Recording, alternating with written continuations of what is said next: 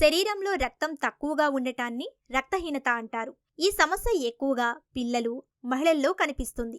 బాడీలో హిమోగ్లోబిన్ తగ్గడం వల్ల అలసట, బలహీనత, తల తిరగడం, శ్వాస తీసుకోవడంలో ఇబ్బంది లాంటి లక్షణాలు కనిపిస్తాయి. శరీరంలో బ్లడ్ పెరగాలంటే ఆహారపు అలవాట్లలో కొన్ని మార్పులు చేసుకోవాలి. రక్తాన్ని పెంచే ప్రధాన పోషకం ఐరన్. ఇది ఎక్కువగా లభించే ఆహారాలైన పాలకూర, మెంతికూర, బీట్రూట్, చిలకడ దుంపలు, క్యారెట్, బీన్స్, కందులు, రాజ్మా, శనగలు, సోయాబీన్స్ వంటివి రోజూ తినాలి. నాన్ వెజ్ తినేవారు గుడ్లు, చికెన్, చేపలు వంటివి అధికంగా తీసుకోవాలి.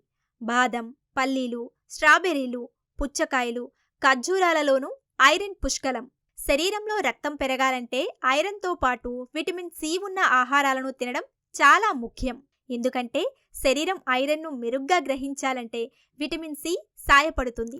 కాబట్టి విటమిన్ సి అధికంగా ఉండే నారింజ, నిమ్మ, జామ, స్ట్రాబెర్రీ వంటి పండ్లను తీసుకోవాలి. అలాగే టీ, కాఫీలను తాగడం ఎంత తగ్గిస్తే అంత మంచిది. ముఖ్యంగా భోజనం తిన్న వెంటనే వాటిని తాగితే ఇది ఐరన్ శోషణను ఆటంకం కలిగిస్తుంది. సరైన పోషకాలు ఉండే ఆహారం, తగినంత నిద్రతో రక్తహీనత సమస్యను తగ్గించుకునే అవకాశం ఉంటుంది.